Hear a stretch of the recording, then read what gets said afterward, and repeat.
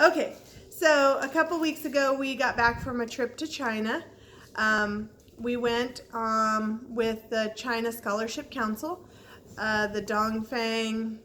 It was the Dongfang Initiative for Educational Exchange, and we were there for 3 weeks. We spent 1 week with one host family, 1 week with another host family, and then we had a few days at the end where we got to explore and tour. So a lot of people have asked about our experience, and we decided that we would share it this way so that you guys can watch it when it's convenient for you. Um, so the first week, Jojo and I were with we were together pretty much the whole time, but the first week we were with a host family. We were at the grandparents' house, and it was a 3-story house with an elevator inside. It was a very nice house. It was the grandparents' house, but the kids, 2 kids from the school stayed there, as well as their mom. And they fed us a lot, so much food every day. Jojo had to very quickly learn the word for full in Chinese so that she could tell them that she was full. And the grandmother still worried that we weren't eating enough. They were very kind. We had our own room, our own little hallway with a room and a bathroom, and a really thin mattress on the floor for each of us. They said that that's Korean style sleeping. Yes, about that big. And it was not super comfortable, but it was part of the experience. Jaden did not stay with us, so her experience with her host family is different a little bit. I was in an apartment. None of my host parents really spoke much English except the mother, which she went away. She had a concert. She's a clarinetist. I don't know. So the daughter had to really interpret it between me and the grandparents that I was staying with. So we had a lot of like miscommunications. But it was fun. We played a lot of games with them. Our host siblings also did not speak any English. They didn't speak any English to us really the whole time we were there. Their mother spoke some English, but we relied mostly on a translator to translate back and forth. The grandfather owns a very large corporation, and he spoke a little bit more English, and the father was away for the first 3 days we were there, but when he got in, he also spoke pretty good English, so we could communicate. They had a lot of family and a lot of friends come over. Some of them had lived in America at some point, so many of them were fluent in English, and so that was good. Our school days were really, really long, but the family was really good about taking us to do things afterward. We went to an aquarium called Ocean Park, and it had a trampoline park area thing up in the top. Did you want to say something about that? No. It was really fun, but for the most part, they would pick us up from school and either take us somewhere for dinner or feed us dinner, and then they would take us to do something, and then we would have to go to bed. The school days, we usually were at the school about 8 a.m., and the school let out about 5:30, and the kids were picked up. So very long days, 7 days in a row, which was tiring for everybody.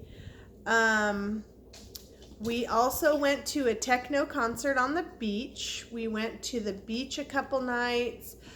We toured the grandfather's corporate building, and they treated us like we were important guests. It was really cool. What else did we do with them?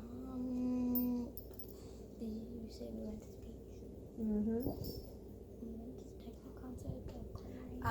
I went to an ocean park type thing. I got to see a lot of the animals. I got to feed seals. It was really cool. Okay. What else did you do with that family? Do you remember? We walked by the ocean. Jojo loved the ocean. She couldn't get enough of being in the ocean. and playing in the sand. The sand was super, super soft when we went. They told us that there's no sharks in the ocean to fear because they have big nets that go down to the ocean floor that are out quite a ways, so it doesn't let large animals in. But a lot of people, I guess, in China don't really swim, and so many are afraid of the ocean, so they didn't really spend a lot of time in the water at the ocean, but they did like to be on the beach. Oh yeah, we went to the pool in our neighborhood one night too. So yeah, they made sure we stayed busy and occupied every day. At the school, we'll do the schools later. So our second week, our first week we were in Weihai, which is a coastal city in eastern China. And then the second week we were at a different coastal city that was a good distance away called Qingdao. And we were actually in the Huangdao province there, which is a part of Qingdao. And again, Jojo and I were together.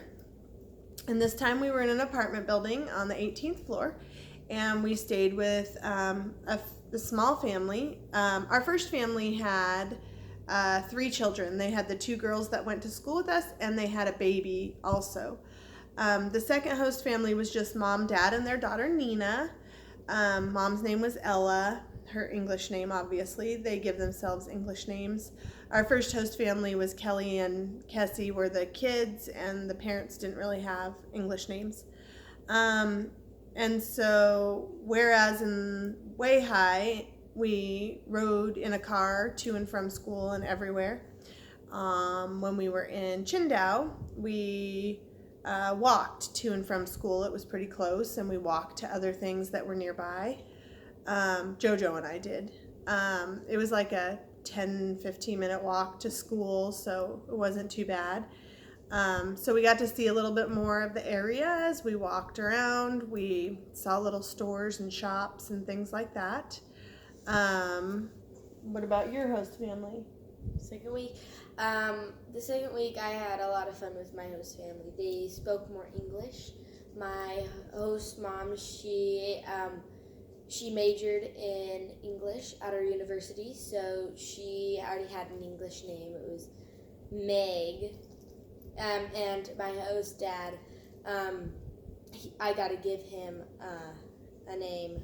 And the daughter, she was shy, but she did have a lot of fun with me, and her best friend was there a lot. We got to try on dresses with some after school kind of stuff. We rode a bike down by the ocean stuff. We went on a Ferris wheel and a few other things that was really cool. Yeah, Jojo also went on the Ferris wheel. She learned to ice skate because the daughter at our host family ice skated. So she got to do that. We walked around the mall. We went to the beach 3 different nights. Hard to keep her out of the water, which they didn't want her to be in. What else did we do with Nina's family? We went to the fish. Oh, we did go to the fish market. Oh, we went to the water park. There was an indoor water park that they took us to one of the first days we were there. It was huge. So the second host family, the mom didn't like to do things with her daughter or with us really.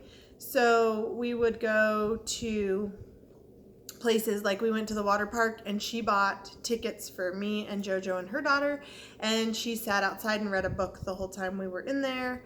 Both families were amazingly generous. They wouldn't let us pay for anything. If we ate out, they paid everything. If we went somewhere, they all paid. They were just very kind and very generous. They wouldn't accept any payment or anything. We also went to see The Lion King, which was in English, in case you were wondering, as I was when she told me she bought us tickets to go. Again, she sat outside, and the girls and I went in and watched the movie. She said she doesn't really care for movies, so she never goes. So yeah, they kept us pretty busy. Both host families, we were busy probably till 9 or 10 o'clock most nights, and then we would come home and get ready for bed and do it all again the next day. What were some observations of things in China like that we saw that you thought were interesting?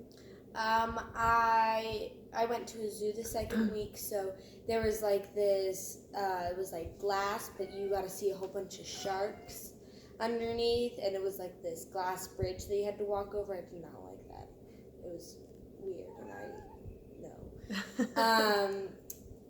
They had this like floors that you couldn't take stairs. It was like a whole bunch of different ramps, but you had to like go in a circle. There's only one way up and one way down.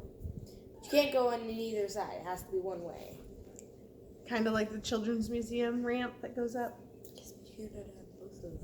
You can go up and down that. You can only go up one way, and then you have to go down another way. There's like no other entrance to get in. Okay. What And else? I went to a dolphin, seal, beluga whale show. It was very interesting.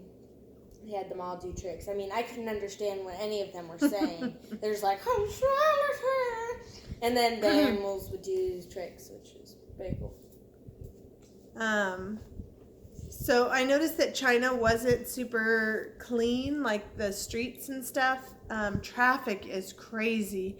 People just go. I guess traffic laws, other than stoplights, are pretty much a suggestion in China. People pull out in front of other cars, and just hope that they stop. There were a few accidents, so I guess they've all kind of learned to flow. But yeah, they don't wear seatbelts in their cars most of the time, unless they're on long roads. We did wear seatbelts, but we had to dig for them in some of the back seats. Jaden didn't wear seatbelts. She's smiling and shaking her head. Jojo and I wore seatbelts when we were in the cars, although they wondered why we did. She reminded me, why don't you tell? So we went to this man-made island, and to get to it, you had to go on this shell bridge. It wasn't made of shells, but it went around, and it had holes in it, and it'd light up in different colors, and it was really cool. Yeah, so we drove over there, and then we drove around the man-made island. It's mostly apartments and hotels and things like that, so we didn't stay long. It was late at night. Most of the stuff was late at night, and so we couldn't do as much as we wished we could. But so young kids that are potty training, sometimes don't wear any diapers or pants when they're out and about. Other ones wear split crotch pants, where the crotch is split open so that when they have to go, they just kind of spread their legs wherever they are and they just go. So that was interesting, and there was a lot of naked children, boys mostly, at the swimming pools and the water park and the ocean. Baby boys is all I saw, so I guess they don't really have to wear swim diapers or any kind of swimsuit if they're under a certain age. So that was interesting. They are very comfortable with their bodies, they seem to be. Bathrooms, many of them don't have stalls at all, and you just walk by and look at people who are going to the bathroom. The toilets are set down on the floor. We call them squatty potties, and you just squat down over it. That took a little bit of time, short period of time, to figure out where to position yourself to go. They are kind of unsanitary. You're standing in someone else's pee. The pee sometimes splatters. There's no toilet paper in most restrooms, so you bring your own. If you forget your own, you're out of luck. And then, like, the school bathrooms and many of the public restrooms didn't have soap or anything either. You could wash your hands with water, but not soap. So that was different. When we were at the swimming pools and the water park, in the women's locker room, women just walk around naked. They walk to the shower and back. They don't really use too much in towels. They don't try to hide their bodies. So There was another experience with a teacher who said that, you know, they had to take off their clothes before they went into the locker room after bathing in some mineral water, and so she was just standing there nude, and nobody really seemed to mind. Everybody was nude, but, you know, nobody seemed to mind. So that was interesting to us. There are a lot of places that did have American toilets so that we could go and use the American toilets. Sometimes they had toilet paper, sometimes they didn't have toilet paper, so we pretty much still had to bring our own.